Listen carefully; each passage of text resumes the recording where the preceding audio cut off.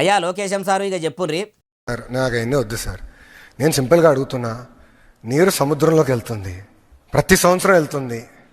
నీరు తెలంగాణ భూభాగం దాటి ఆంధ్ర భూభాగంలోకి వచ్చిన తర్వాత ప్రాజెక్ట్ నిర్మించి లిఫ్ట్ చేస్తున్నాం.